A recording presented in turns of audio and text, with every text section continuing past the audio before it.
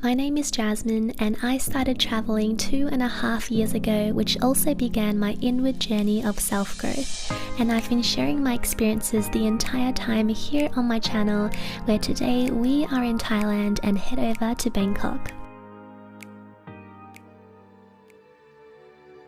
After an incredibly memorable few days at the beginning of this travel adventure exploring Phuket, it was truly bittersweet to say goodbye to the people I met and to leave this island. Waking after 3 hours of sleep and arriving at the airport, I then took a flight to the capital of Thailand, where I'd spend 2 days exploring before flying to the next new country.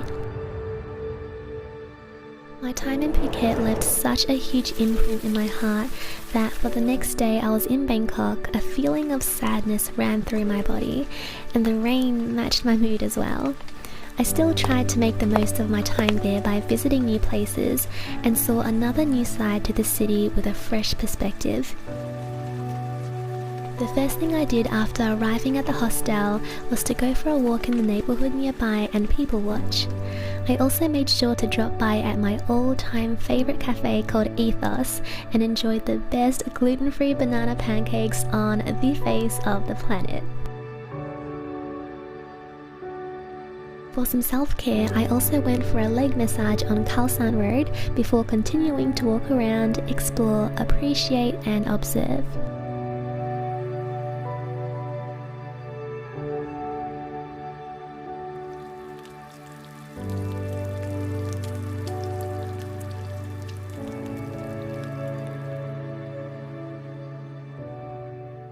The next morning, I decided to visit the Dam Nguyen Saduak floating market near Bangkok, which had been something I always wanted to do. Despite falling into a bit of a tourist trap and not realizing that the entire place was for buying and consumerism, what I did go for was a cultural experience, and I still got to witness that, even in spite of the heavy monsoon rain that seemed to have no end. The market was definitely beautiful in its own unique way, and what sparked my interest the most was this way of life that the Thai people had created in their community hundreds of years ago.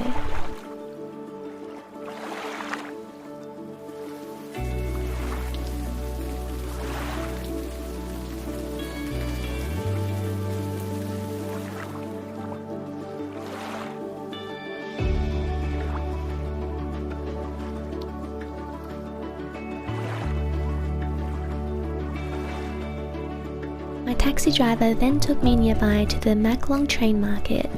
Known for the train passing, once again it was amazing to see the contrast between the way of life where I grew up and the way of life here. It was humbling in a way. Little cafes and stalls lined the narrow railway tracks, under cover from the rain and making it a tight squeeze to walk through some areas. When it was time for the train to come through, hundreds of tourists packed along the railway to catch a glimpse as the locals folded away their covers. And while this experience was slightly underwhelming, it was still very unique to see this in real life.